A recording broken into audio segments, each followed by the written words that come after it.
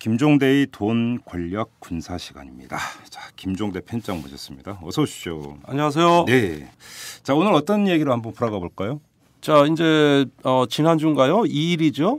그 한미 연례안보협의회가 열렸어요. 네. 예, 아주 의미 있는 뉴스들이 많이 나왔습니다. 그렇습니다. 그 다음 날 그 한국에 온 척헤이글 국방장관이 일본으로 건너가서 3일 날 예. 이번엔 미일 안보협의회가 열렸습니다. 네. 여기에서 또 아주 의미 있는 발표가 많이 나왔습니다. 네, 그러자 중국이 발끈하기 시작했습니다. 네. 미국과 일본이 위험한 길로 가고 있다. 예. 자, 이렇게 한국, 일본으로 이어지는 그 미국의 안보 행보, 예. 그다음에 여기에 대한 중국의 반응을 보면서 무언가 한반도 주변 정세가 네. 아주 지금 발빠른 어떤 변화의 전환기적 시기에 지금 처하고 있다는 사실을 알게 됩니다. 그중에서 오늘은 우리와 관계된 게 그럼 뭐냐? 그렇죠. 그것만 뽑아서 한번 얘기를 해보죠. 예. 아무래도 그 주된 의제는 지난주에 열린 한미 연례안보협의회 45차 회의예요. 여기에서 이제 의미 있는 그 합의가 많이 이루어졌다는 거. 그렇죠. 일단 이걸 중심으로 동북아로 시야를 한번 확대해 보면 어떻겠는가 그렇죠. 생각이 듭니다. 줄여서 SCM이라고 그러나요? SCM 그러니까 연례안보협의회입니다. 예. 예, 매년 열리는 거죠. 그렇죠. 자, 가장 주목해야 되는 내용이 어떤 겁니까? 우선 우리 정치 지형에서 최대 관심사는 그 2015년으로 예정된 전시 작전권 전환이 예. 예정대로 이루어지느냐 마느냐. 예. 이게 어떻게 보면 우리 정치 권력의 성격까지도 규정해 왔어요. 근데 아무튼 이번에 근데 이제 그 나왔던 얘기는 미국에서 지금까지 손살이 쳤는데 연기하자라는 우리의 주장을 그러니까 적극 검토해 보자. 네. 라는 수준으로. 네. 자, 그러면 이게 그냥 레토릭이냐? 예. 아니면 진짜로 미국의 태도가 바뀌는 것이냐? 일단 이거 진단이 필요한 것 같은데 어떻게 보세요? 저는 이렇게 해석해요. 전작권이 그 연기돼야 된다는 걸 하도 애걸복걸하고 네. 맨날 여기에 그냥 뭐 아주 운명을 걸다시피 하는 한국 정부를 대하니 네. 동맹으로서 미국이 외면할 수는 없었을 것이다. 그렇다고 해서 선뜻 한국의 요구를 수용한다고는 얘기할 수 없다. 네. 그럼 어떻게 해야 되느냐? 예. 그저 체면만 차리는 선에서 진지한 검토를 한다고만 얘기를 하자. 자, 그런데 이런 선에서 얘기가 됐는데 우리 정부 쪽에서 이제 그 여기 뭐 이탈람에서도 짚었던 그 킬체인이라든지 네. MD라든지 네. 이런 거 그 조기 구축에 노력한다 이런 이야기가 나오고 있단 말이에요. 네. 그러면 이른바 밀당을 하면서 미국 입장에서는 네. 실리를 최대한 챙기고 나중에 들어줄 수도 있는 여지 이런 건 없는 겁니까? 그러니까 미국이 해서는 안 되는 말을 했어요. 그 척헤이글 장관이 이제 SCM 회의가 열리기 전에 네. 그 한국의 언론의 질문에 답변을 하면서 나온 얘기인 것 같은데 그 전작권 전환 연기의 가장 중요한 조건이 미사일 방어라고 얘기를 해버렸습니다. 네. 예. 이게 무슨 뚱딴지 같은 그러니까 그 해서는 안 되는 말이죠. 그러니까 척헤이글 장관의 단점은 너무 솔직했다는 거예요. 예. 예. 그런 얘기를 그렇게 솔직하게 얘기하면 어떻게 예. 속보이게. 밀당에서는 원래 솔직하면 안 되지. 한국을 미사일 방어 틀로 다 묶어버리고 예. 예, 그러면서 어떤 한국에 대한 어떤 억제력 강화라는 이런 어떤 그걸 명분으로 해서 사실상 미사일 방어로 묶으면서 예. 그러면 어떻게 됩니까? 미국의 중국 견제의 최전방 기지로 한국을 삼겠다는 뜻이 된단 말이에요. 그러면 MD 기지가 되니까. MD와 전작권을 맞교환할 가능성이 있습니까 없습니까? 아니 그러니까 이런 식의 맞교환이라는 건 외교적인 관례상 있을 수 없는 일입니다. 사실은. 예. 예, 맞거래 무슨 막후거래 이런 식으로 인식되면 이건 큰일 나는 거예요. 예. 그러나 그렇고 싶은 속마음을 내비친 거란 말이에요. 미국은. 이게. 예. 그걸 오면서 지입으로 얘기했어요. 네. 당연하다는 듯이. 예. 그러니까 미국의 지금 동맹 정책의 핵심이 MD에 있다는 게 여기서 드러났는데 예. 그걸 전작권 전환 문제하고 연계한다? 이거 참 아주 기가 찰 노릇이기도 합니다만은 사실은 전작권 전환을 미사일 방어 체계, 예. 이 킬체인 구축, 또 한국군의 국방비를 더 많이 투자해서 무기 현대화하는 정도를 보고 예. 결정할 수도 있다. 이 가능성을 열어준 건 뭐야? 이게 사실상 연계로 가는 거지. 그러니까 간단히 너 하는 거 보고 너 하는 거 보고. 이거예요? 예. 그런데 그 웃기는 게 그런데 우리가 선뜻 MD에 참여한다고 얘기 못하는 국가잖아요. 예. 또 중국 의식해야 되죠. 중국 의식해야지. 이거 그렇게 선언했다가는 뭐 박근혜 대통령 중국 방문 성과 날아가는 거예요. 그렇죠. 예. 그날부터는 이제 한국도 위험 국가로 찍혀요. 예. 그렇습니까? 예. 그 중국이 한중 관계의 마지막 레드라인은 한국이 MD 참여하는 것이라 그랬어요. 네. 이건 오래전부터 그 우리한테 알려온 정책입니다. 그러니까 MD 참여를 일본같이 노골적으로 하는 나라는 네. 지금의 한중 관계의 레드라인을 넘는다. 금지선을 넘는다. 이러면 재검토 들어가는 거예요. 그러면 지금 또 중국도 니네가 어떻게 하는지 한번 보고 이거잖아요 지금. 미국도 어떻게 하는지 보고 중국도 그러니까, 어떻게 하는지 보고. 예, 이게 제가 앞서서 전환기적 시기라고 제가 말씀드린 이유는 이 MD 문제를 통해 가지고 이 우리 한반도의 지정학적인 특성이 드러나고 있어요. 네. 어떤 미중이 한반도를 향해 가지고 두 거인이 두 괴물이 혀를 날름날름하면 네. 우리는 그 중간에 끼어 있다고 지금. 예. 예. 그렇게 돼서 지금 저기 뭡니까 이것이 MD 기지화되면서 어떤 군사 질서를 주축으로 한 네. 냉전형 즉 대중국의 어떤 미국의 질서에 우리가 강하게 결박되면서 예. 무언가 좀 어떤 군사 안보적으로 이 동북아를 바라보느냐 이게 지정학적 접근입니다. 이렇게 보느냐 아니면 이제는 그 모든 세계가 서로 동등하게 소통하고 협력하면서 평화와 공존의 새 질서, 네. 어떤 그 평평한 세계로 가는 거죠. 플랫 월드라 그래요. 이런 어떤 그 세계로 가느냐, 이런 어떤 그 전환기적인 요인의 저 시점에 놓여 있다. 그 중간에 MD라는 문제가 중심적 의제다. 이렇게 정리되겠습니다. 그러면 박근혜 정부는 MD에 대해서 어떤 선택을 할 거라고 예상을 하십니까? MD에 대해서요? 예. 거기엔 이중성이 있죠. 우선은 MD의 대상이 북한이냐 중국이냐. 예. 예, 우리가 북한이 지금 핵 터트리고 미사일 맨날 뻥뻥 쏘고 말이죠. 이러다 보니까 핵미사일의 어떤 위협이 고조되고 있는 건 객관적 사실이거든요. 이걸 부인할 수가 없어요. 네. 어떤 식으로든 대처를 해야 됩니다. 그중에 하나가 MD고 또 다른 하나가 킬체인입니다. 네. 이 두 가지로 하는 거예요. 북한의 미사일이 발사 전에 마비시키는 건 킬체인, 발사 후에 요격하는 건 MD란 말이죠. 그렇죠. 예.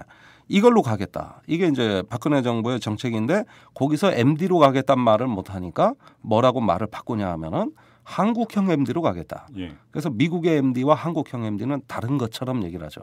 물론 미국은 이 말을 이해 못 해. 그러니까 그 한국이 지어낸 말인데 그래도 척헤이글 장관이 한국형 MD 구축에 공감을 표시한다고 이번에 공동성명에 명기를 하면서 그 뒤에 말을 한마디 더 했어요. 네. 그러나 미국 MD하고 상호 운용성이 중요하다. 상호 운용성 이 말을 아마 청취자분들은 어렵게 들리실 건데 영어로 인터오퍼러빌리티라 그래요. 영어가 더 어려워요. 영어가. 예. 아, 참 내가 참 그 좀 아는 체 좀 한다고 또 뭘 발음도 별로 안 좋으면서. 내가 뭐 영어 잘하는 사람도 아닌데 그러면 뭐 그 정도면 알아들어야지 뭘 또. 그러니까 상호 운용성. 상호 운용성이란 게 뭐냐? 예. 그러니까 우리로 얘기하면 호환성이라고 이해하시면 되겠어요. 그러니까. 예. 그 한글 문서 쭉 긁어가지고 마이크로소프트 워드 프로세서에도 띄울 수 있잖아. 예. 이런 걸 호환성이라고 하는 거예요, 그죠? 그렇죠. 예, 같이 써먹는 거예요. 공동의 그 운영 환경에서. 그러면 그게 뭐 한국형 MD나 미국형 MD나 그게 그 저 어떤 그 공통의 어떤 그 인프라에서 움직이는 건데. 이걸 한국형, 미국형 구분하는 것도 웃기지만 아니 그러니까 한국형 MD를 언급하는 것은 중국을 의식했기 때문 아니에요. 그런데 그런 거예요. 예. 중국이 한국형 MD라고 앞에 한국형 세 글자 붙는다고 고지고대로 믿느냐라는 거지. 그런데 다소 언술적 의미지만은 중국도 그렇게 되면은 좀 이해해주는 측면은 있죠. 왜요? 우선은 저기 북한의 핵 미사일 위협이 객관적인 사실이니까. 예. 이런 정도의 우리 자위적 조치에 시급하다고 얘기하는 데 대해서는 그 나라의 주권이니까 좀 건드리기가 뭐한 게 있다고. 예. 그러니까 이런 점에서 미국 MD하고는 좀 별도로 해서 가겠다는 것은 중국을 의식해서 우리가 하는 얘기고 예. 중국도 그런 걸 예의주시해서 보면서 어떤 거 바라는 상가는 거예요. 예. 그렇다고 해서 그럼 한국형 MD가 저기 적절한 개념이냐? 이건 또 아니라는 거예요. 그건 우리가 그렇게 가겠다는 말을 하는 것이지 한국형 MD라는 게 어디 있냐고 전 세계에. 네. 그다음에 저기 MD 뭐 저기 킬체인 한다고 북한 핵미사일이 대비되는 것도 아니에요, 사실은. 예. 나는 이 점에서는 정몽준 의원하고 의견이 같아요. 예. 정몽준 의원은 MD 킬체인 다 소용없다. 핵에는 핵밖에 저기 대응할 게 없기 때문에 예. 핵무장을 하자 이 주장인데 그 전제 조건 핵무장을 하자는 걸 빼고는 내가 정몽준 의원하고 의견이 같다고. MD 킬체인 해봤자 네. 그걸 방어하거나 뭐 대응한다는 거는 어불성설인 게 예. 북한의 핵미사일이 도대체 어디서 발사되는데 예. 뭐 지금 킬체인 만든다 그러면서는 이동식 발사대를 때려 부순다 이런 얘기도 하고 예. 뭐 스텔스 전투기를 사서 영변 핵시설을 때려 부순다 이 얘기도 해요. 예. 그러면 영변에서 미사일이 발사됩니까? 이미 딴 데로 옮겼지. 그렇죠. 그다음에 이동식 발사대라는데 그게 뭡니까 실체가? 설령 이동식 발사대 때려 부순다고 칩시다. 그게 그렇게 효율적입니까? 진짜 미사일 사일로가 어디 있을까? 제가 보기엔 그 둘 다 아니에요. 저 백두산이 있는데 예. 지하 깊숙한 데 있어요. 무슨 뭐 갑자기 마징가 제트급으로 얘기를 하고 그래요. 아니 그래서 거기에 핵 화학무기 기지가 많아서 그래서 미국이 백두산 화산 폭발에 관심이 많은 거예요. 아, 백두산에 진짜로 기지가 있다고? 아 있다니까 많이 뚫어놨다니까. 아 진짜요? 네. 아 이게 마징가 제트급이 아니고 진짜로? 마징가 제트하고 비슷하네 뭐. 지하 기지에서 나오는 건 똑같이 뭐. 아 혹시 그럼 백두산에서 화산 활동이 그 기지 건설하고 무슨 상관관계 있는 거 아닐까? 그러니까 미국이 백두산의 화산 폭발 가능성에 대해서 미 정보기관이나 연구소에서 많은 돈을 투자해서 연구하는 이유 중에 하나는 네. 거기에 저기 북한의 어떤 대량 살상 무기의 어떤 시설과 저장소가 많다고 보기 때문이기도 해요. 아 그래요? 네. 무수단리나 이런 것만 들었는데 백두산 얘기는 저는 처음 아니 들어요. 무수단리는 저기 기자들도 가고 뭐 막 동창리 무수단리 가서 발사 시험 구경도 하고 그 수직 발사대 그 바닷가에 그 저 드러난 거 아니에요. 위성 사진에 다 나오는 거고. 북한이 미쳤다고 그런 데서 미사일을 발사하겠어요? 안 들키는 데서 하지. 아, 나 답답해 내가. 아 물론 그 말은 맞는데. 근데 그 백두산 많이 파괴됐겠네 그러면. 구멍을 많이 뚫어서. 그러니까요. 안에 이제 숨구멍이 많이 되니까 이게 또 화산 활동에 어떤 영향이 있을지 나도 몰라. 지질학자가 아니니까. 예. 그런데 지금 그런 어떤 그 군사 요충지로 그런 산악을 최대한 활용하고 있기 때문에. 네. 거기에 어디서 미사일 사일로가 있는지는 아직 우리 정보기관이 파악을 못했어요. 아니 백두산 깊숙이 기지만 들어놓고 하면 킬체인 해봤자 소용없는 거 아니에요 그거. 그러니까 뭘 킬을 한다는 거고 뭘 체인을 돌린다는 건지 내가 참 아리송하게 짝이 없는. 저는 이 점에서 정몽준 의원하고 의견이 같아요. MD 같은 경우도 저번에 말씀하셨잖아요. 뭐 북한에서 남한 넘어오는데 뭐 얼마나 걸린다고 어떻게 때리냐. 그게 또 정면으로 때려야 된다고 그랬죠. 저번에 측면에서 때려봤자 소용없다고 했죠. 아니 그건 떨어질 때 그 쏘는 자 입장에서 얘기고 직각으로 떨어져야 포탄이 잘 터진다 이 얘기한 거고. 이거 내가 이게 군사 여기서 얘기를 많이 하니까 이제 우리 사회 보시는 김종배 씨까지 헷갈리기 시작하는데 이게 제가 조금 더 명확하게 정리해 드릴게요. 명확하게. 직각으로 때려야 된다는 것은 이제 그 쏘는 입장. 그다음에 방어하는 입장에서도 비슷한 건데 그건 뭐냐면은 그 저기 쏘는 각도가 사이드에서 이렇게 그 날아가는 미사일은 못 때리고 마주보고 때려야만 되는 거예요. 그러니까 청와대를 방어하려면 청와대에 패트리어트 미사일이 있어야 돼요. 그렇죠. 예. 그다음에 정부 청사, 과천 청사를 방어하려면 뭐 과천까지는 안 날라오겠지만 그 과천 청사에 패트리어트 미사일이 있어야 돼요. 그러다 보면은 방어할 때 전국토에 다 깔아야 돼요. 그렇죠. 네. 그러면 이게 마치 서울을 무슨 방어하기 위한 조치인 것처럼 우리가 비춰지지만 서울에 도대체 얼마를 깔아야 되는데 그래서 뭐 아이언돔이라고 이스라엘 대공 방어 체계를 도입한다는 얘기도 있어요. 뭐 이름이 뭐요? 아이언돔. 그러니까 강철 지붕. 이걸 도입한다는 거 얘기도 있는데 이건 뭐냐면은 그 이스라엘이 이제 그 저기 헤즈볼라 같은 무장 집단이 그 다량의 로켓탄을 발사하면 더 많은 포탄을 와르르 발사해서 어떤 화망을 형성해가지고 방어한다는 이런 개념이에요. 그러니까 이제 공중에서 서로 부닥쳐서 터지게. 그런데 이런 식으로 이제 하다 보면은 무슨 포탄, 미사일 뭐 이런 것이 다 방어가 되는 것처럼 오인을 하기 쉬운데 우선 천문학적인 예산도 예산이지만 그것이 군사적인 실효성, 어떤 그 저 기술적인 어떤 성공 가능성 이런 것들은 전부 미지수고 설령 성공한다 하더라도 그렇게 가다 보면 우리나라 국방비 다 거기에 쏟아 부어도 사실은 모자랍니다. 아무튼 이번에 그 SCM에서 그러면 이 전작권 전환 연기와 MD 도입이 맛 바꿔질 수 있는 하나의 계기점이 됐다. 이렇게 정리를 하면 되겠습니까? 그래서 저는 그걸 맞바꾼다는 식의 표현보다는 미국 같은 강대국들은 말이죠. 그 우리의 어떤 요구를 자기네 전략에 활용하는 능력이 아주 뛰어납니다. 강대국은 옵션이 많아요. 선택권이. 그게 장사죠. 뭐. 미국은 그런 능력이 탁월한 국가이기 때문에 우리가 뭘 요구하면 그래? 거기에 맞춰줄 테니 대신 미국의 큰 이런 전략을 한번 니들도 고민해봐라. 네. 이러면 우리가 자기도 모르게 한 발 두 발 빠져 들어가는 거예요. 저는 그게 이제 전작권하고 MD가 이렇게 같이 어울리는 이런 하나의 어떤 그 배경을 형성한다고 보고 또 이번에 미국이 이제 한국의 맞춤형 억제 전략을 최종 승인해줬단 말입니다. 그건 뭐예요? 그러니까 북한의 이제 그 핵 미사일 등 여러 가지 위협이 있잖아요. 이걸 시나리오를 다 짜서 거기에 맞는 각각의 억제력, 예. 이걸 맞춤형 억제 전략이라고 하는 거예요. 예. 이런 부분을 이제 한국에 제공하고 한미가 공동 발전시킨다 이런 취지가 됩니다. 또 미국은 그 이전에 확장 억제력이라는 걸 한국에 제공한다고 해서 유사한 대한 방위 공약을 표방을 해왔어요. 그런데 이러는 와중에서도 미국 한미 간의 어떤 확장 억제 위원회가 열리면 역시 미국의 관심사는 MD였습니다.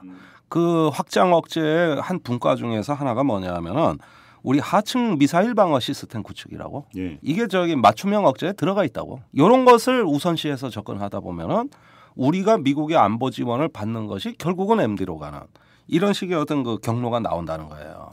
근데 저는 여기서 가장 근본적인 그 궁금증이 하나 있는데 한국형 MD가 뭐건 떠나서 네. 미국 내에서도 네. MD의 실효성에 대한 회의론이 많지 않습니까? 30년간 논쟁만 해왔죠. 그렇죠. 근데 네. 미국은 MD 체계를 구축을 하면 네. 자기네 나라로 날아오는 미사일을 모두 요격을 해서 네. 자기 나라는 안전할 수 있을 거라고 정말 믿고 있어요.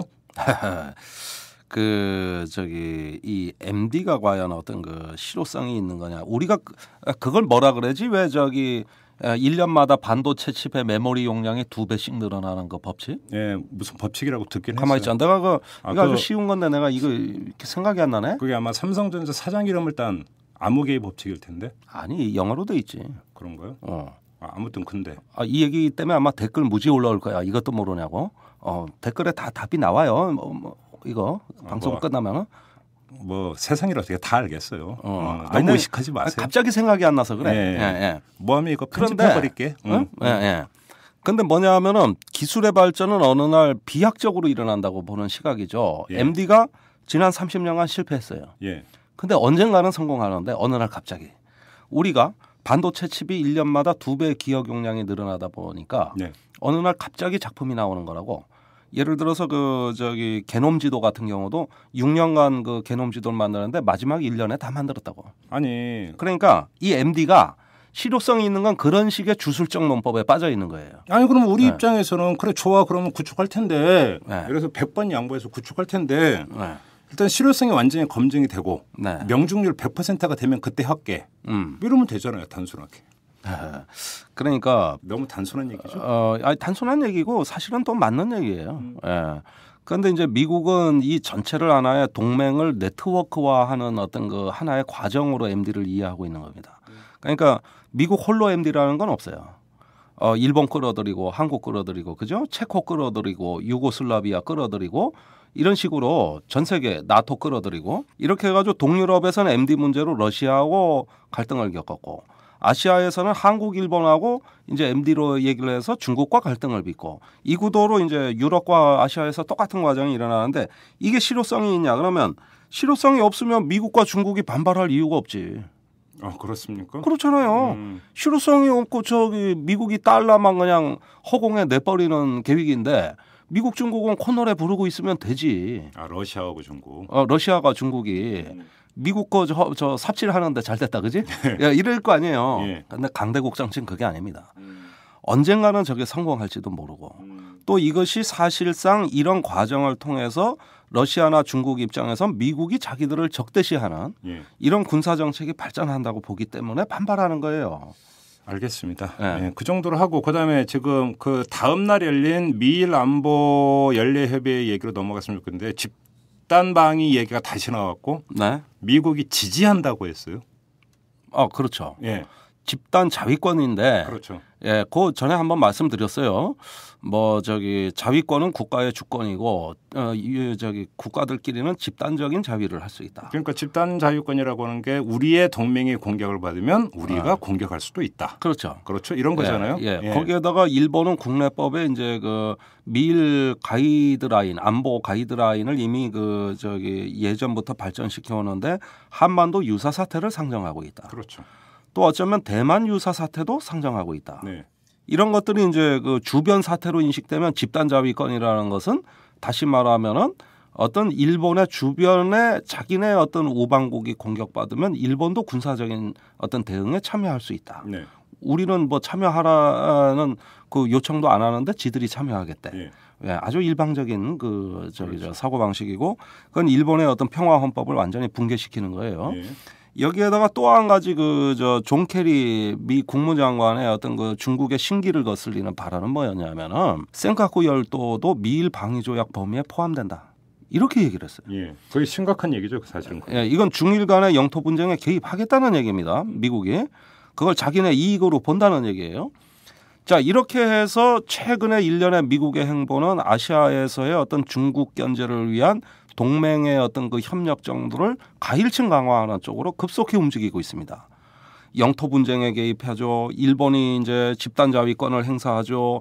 한국, 일본과 MD를 저기 구축하죠. 이 모든 일련의 활동을 다 합쳐서 볼 때 우리가 과연 이 흐름이 의미하는 게 뭐겠냐고 한번 보면은 이건 한미일 삼각 그 군사 그렇죠. 일체화로 가는 중국 견제의 최전방 지역화. 그렇죠. 예, 이것으로 봤을 때 이게 장차 우리 어떤 국가 이익과 미래에 미칠 영향이 뭔가는 초미의 관심사가 되는 겁니다. 네. 마침 중국이 반발을 했고 미일이 아주 위험한 길로 가고 있다 그랬어요. 네. 그러면 중국의 반발은 앞으로 어떤 영향을 초래할까? 앞으로 국제 외교에서 중국이 더욱더 북한 편을 들고 예, 그러면서 북한을 자기네 동맹으로 결박하는 정책이 강화되는 걸 의미하는 겁니다. 네. 왜? 한미일이 뭉치니까 그렇죠. 중국은 북한을 또 끌어들여서 자기네 동맹으로 그 지원해주겠다는 이런 어떤 가시적인 그 저기 현상이 더 강화되는 건데 우리가 그런 현상이 3년 전에 아주 최고조에 달했었다고. 그때 천안함 연평도 사건이 일어났다는 걸 잊어서는 안 됩니다. 네. 그때 유엔 안보리에서 남북이 그 저 외교 전쟁을 진행하고 있을 때 중국이 결국은 북한 편을 들어줬지 않습니까? 예. 그거는 그때 미중 관계가 안 좋았기 때문이에요. 근데 그 뒤에 이게 한 3년간 풀렸어요. 그러면서 협력의 분위기로 되고 있는데 최근에 미국의 행보는 마치 2010년 상황을 재현하는 이런 어떤 소지를 만든다 이게요. 그러면 그 피해는 누가 보겠어요? 결국은 미중이라는 거인이 싸울 때 남북 관계가 거기에 악영향을 받을 수도 있다는 거. 그렇죠. 그다음에 최근에 마침 북한이 박근혜 정부, 박근혜 대통령의 실명을 거론하면서 비방이 시작됐다는 거. 이런 점들이 따로따로 벌어지는 일이 아니라 다 연관돼서 지금 맞물려 돌아가고 있다는 걸 우리가 알아야 돼요. 자, 근데 일본이 집단 자유권 그러니까 헌법을 수정하는 게 아니라 헌법을 해석을 달리해서 그래서 해석 개헌이죠. 그렇죠. 네. 집단 자유권을 그러니까 그 실제화시키는데 상당히 계속 움직임을 보여온 것은 공지의 사실인데 네.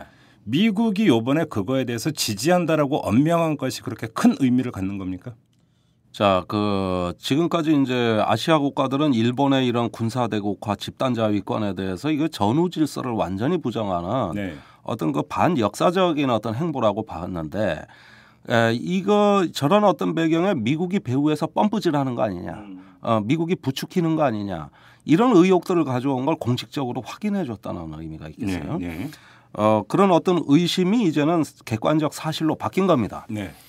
그렇다면은 이때 이제 미국의 의도는 어쨌든지 간에 우리는 피보트 아시아 또 아시아에서의 재균형 이걸 그냥 자기 길로 가겠다. 말이 좋아. 재균형이 이제 중국 견제다. 노골화된다는 뜻이고 여기에 동맹으로 포섭이 된다는 얘기인데 그러면서 일본뿐이겠어요. 앞으로 필리핀, 말레이시아, 베트남, 뭐 싱가포르 이런 어떤 동남아 국가들에도 동일한 어떤 그 저 군사 협력의 어떤 그 범위를 확장해 나가고 강화할 것이고. 그러면 중국은 이건 자기네를 고립화하는 정책이라고 보겠죠. 그때 미중 관계가 그냥 심각하게 흔들려요. 이거는 뭐냐면 미국 내 그 저 공세적 현실주의자들 말하자면은 중국과는 언젠가 불가피하게 충돌한다고 믿는 이 국제 관계를 비관적으로 보는 현실주의자들의 작품입니다. 예. 자유주의자들은 협력을 좋아해요. 그러나 현실주의자는 언젠가 충돌한다고 보고 힘밖에 믿을 게 없다고 봅니다. 이 사람들이 워싱턴을 점령했어요. 그 중에서 대표적인 공세적 현실주의자인 존 미어샤이머 교수 같은 사람은 미중은 필연적으로 충돌한다는 기본 가정하에서 지금부터 이제 한국 보고도 너 어느 편에 설래? 중국 편이야? 우리 편이야? 이렇게 그 질문을 강요하고 반협박적인 발언도 일삼고 있어요. 이 사람이 이명박 대통령 가정교사였어요. 한국에 와서 우리 외교부에서 강연하고 청와대 가서 대통령 만났어요. 예. 그러면은 우리 정책이 조선일보 논조가 확 달라져. 이제는 저기 중국에 연명해서 부속품처럼 굴종하며 살아갈 것인가, 아니면 미국과 동맹 강화할 것인가, 이런 사설 나온다고 조선일보에. 예. 도냐 뭐냐 이 얘기예요. 예. 그런데 그렇게 두부 못 자르서 딱 선택하라는 게 이자들의 어떤 전술이자 세계관이고 이 동북아 지역을 보는 시각입니다. 여기에서 재균형 정책이 나와. 이런 자들한테서 배운 미국 가서 유학해가지고 이런 자들한테서 배운 정치학 박사들이 우리 국내에서 다 국제정치학 가르치고 있어요. 그렇습니까? 예. 내가 보니까 국제정치학 우리나라 박사들 교수들 다 미국 가서 그 사람들한테 배웠어요. 오, 그래요? 예. 맨날 그 이론만 가르쳐. 김종대 편장은 아니잖아. 김종대 편장은 심사니까, 그죠? 내가 그런 거 싫어서 나는 공부를 안 한 거지. 에이, 또 그런 식으로 또 경강부회를 하고 뭐 그게 싫어서 공부를 안 하기는. 아니 하기 싫어서 안 했지 그냥. 아니 많은 돈 내버리고 엉뚱한 철학을 가질 바에야 돈 아껴가면서 안 배우는 게 왜 교수가 그 사람밖에 없습니까? 아닌 사람도 가끔 있는데 상대적 소수죠. 그다음에 중국 가서 정치학 공부하잖아. 거기서 중국 전문가 돼서 오면 취직 잘 될 것 같지. 그러니까 미국 가서 중국을 공부해야 그 사람이 국내에서 중국 전문가로 행세를 해. 그러니까 그게 중국 가서 공부하면 안 돼. 우리나라 문제예요. 이른바 이 그 학벌이라고 하는 게 어느 대학 나왔느냐뿐만이 아니라 이른바 이 아주 그 커넥션 구조. 네. 그죠? 네. 특정 학파나 이런 것들이 커넥션을 형성해 버리면서 네. 아닌 경우는 완전히 배제해 버리는. 그렇죠. 그래서 그 수단이 중국 가서 공부하면은 영어 논문에 글을 못 쓴다고. 영어 저널에 중국어로 주로 공부하니까. 네. 그런데 영어 저널에 논문을 몇 개 실었느냐가 교수 임용 기준이잖아. 그렇죠. 그러니까 절대적으로 불리해요. 그 중국 전문가가 나올 수가 없는데 미국 가서 중국을 전공하면 요거는 중국 전문가래. 그래가지고 걔들이 잘 되는데 그래서 미국에서 수입된 그 이론들 말입니다. 예. 엄밀하게 따집시다. 지금 그런 국제정치학이 어떻게 이론입니까? 이데올로기지. 오. 그건 이데올로기예요. 이 이론이라고 얘기할 수가 없어요. 예. 그거는 중국과의 관계를 비관적으로 보면서 세게 충돌해서 한미동맹을 가져가야 되고 이런 거 말입니다. 이건 담론이고 이데올로기예요. 이론이 아니에요. 어떻게 한 가지 이론 그것만이 그게 답이 될 수 있다는 게 이론이 될 수 있습니까? 그죠? 그건 이론의 요건이 안 돼요. 이데올로기입니다. 예. 이 이데올로기가 마치 정통 이론으로 포장이 돼서 학생들한테 그것이 어떤 그 영향을 주는 이런 게 어떤 그 오늘날 학계의 분위기라는데 제가 개탄을 금할 수가 없으면서 나같이 외곽에 있어야 이게 보인다고. 아인슈타인이 상대성 이론을 어떻게 썼어?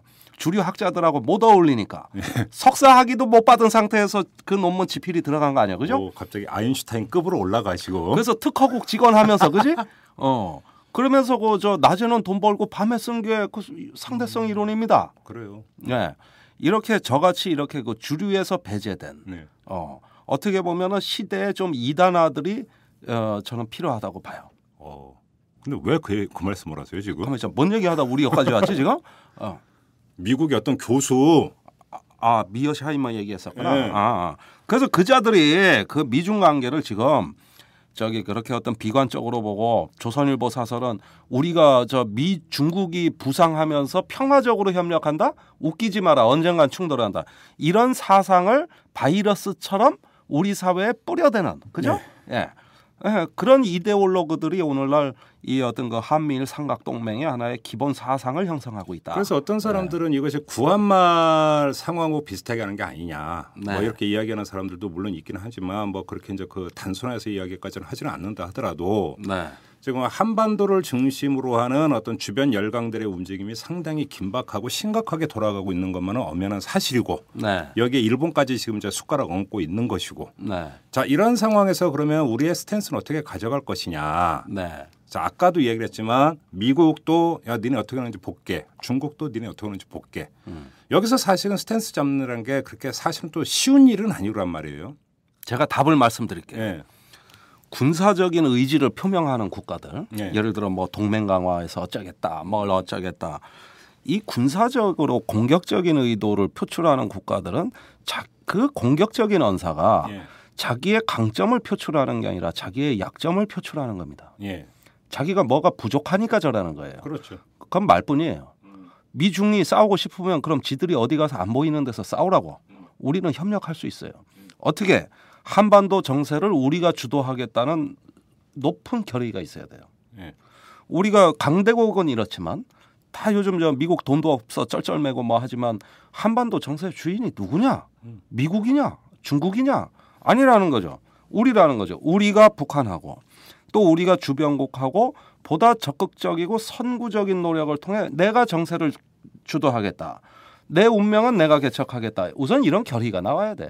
근데 그 바탕 위에 노태우도 북방 정책을 했고 김대중도 남북 화해 정책을 했고 이런 거는 그 결의에서 시작된 거예요. 지금 박근혜 이명박 정부는 상황에 끌려다니고 눈치 보는 정부예요. 이러면서는 안 돼.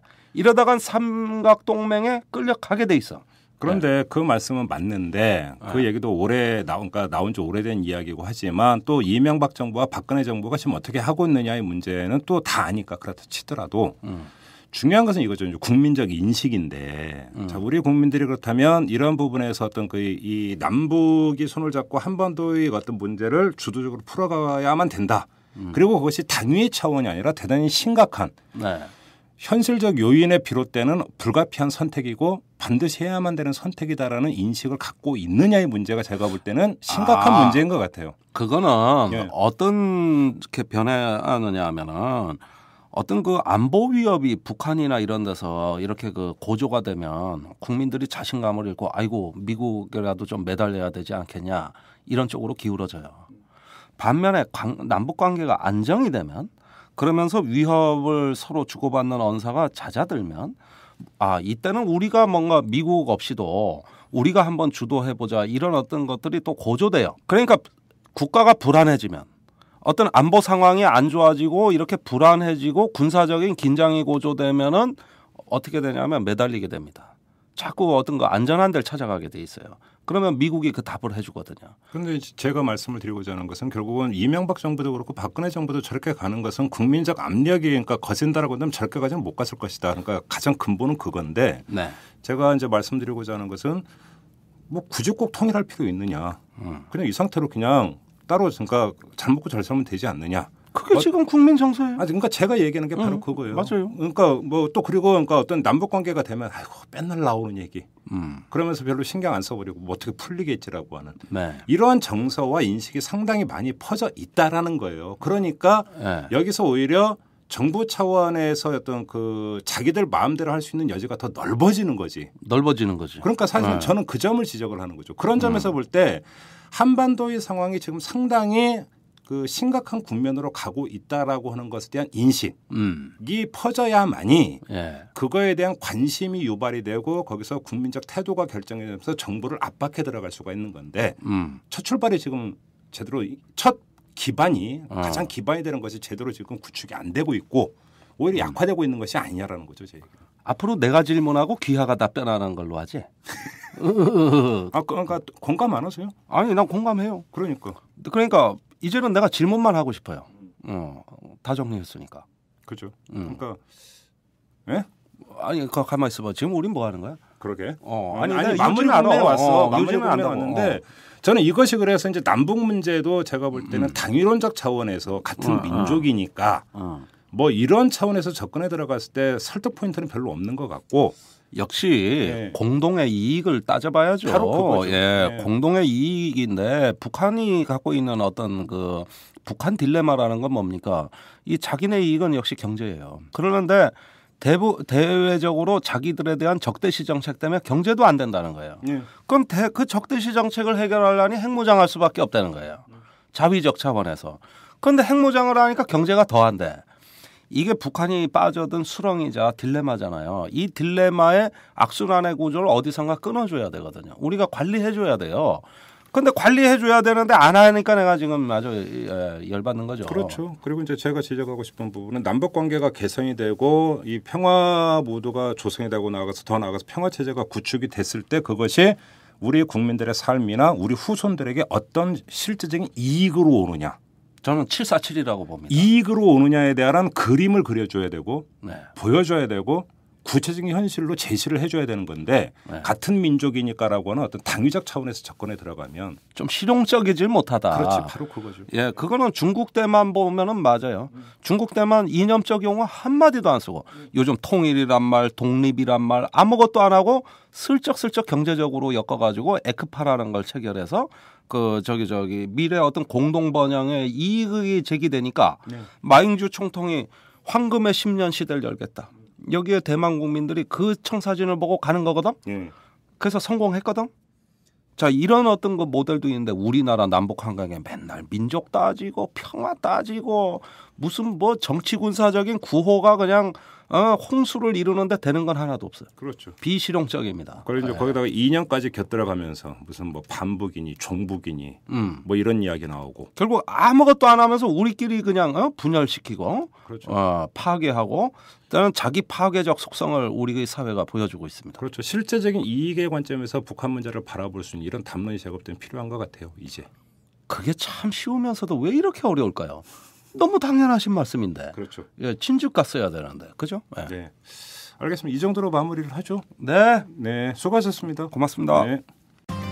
여러분은 지금 10만인 클럽 회원 백유나 부녀가 후원하는 김종배의 이슈 털어주는 남자를 듣고 계십니다. 정치에게도 영혼이 있다면 국민의 편에 서는 것을 두려워하지 않는 용기와 어떤 압력에도 흔들리지 않을 강인함, 생각이 다른 자를 감싸 안는 따뜻함을 가졌을 것입니다.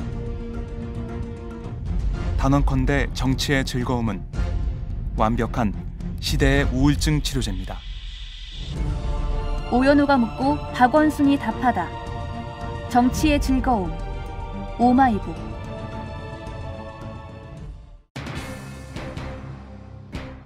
네, 앞서서 NLL 대화록 이 문제에 대한 인터뷰를 진행을 했는데요. SNS 한 뉴스를 통해서 네티즌 여러분들의 반응도 소개를 해드렸고요. 두 가지 갑갑함이 있습니다. 첫째, 1년 됐습니다. 이 논란이 불거진 지 1년이 됐는데 이 사안이 1년이 넘도록 이렇게 계속 논란이 되고 공방이 되어야 되는 사안인지에 대한 갑갑함이 있습니다. 두 번째, 그럼에도 불구하고 팩트 관계가 정확히 정리가 된다면 좋겠는데 과연 이 팩트 관계, 사실 관계가 검찰 수사가 끝난다고 해서 정리될 수 있을까? 여기에 대한 갑갑함도 솔직히 있습니다. 자, 오늘 방송 여기서 마무리하도록 하겠습니다. 여러분 고맙습니다.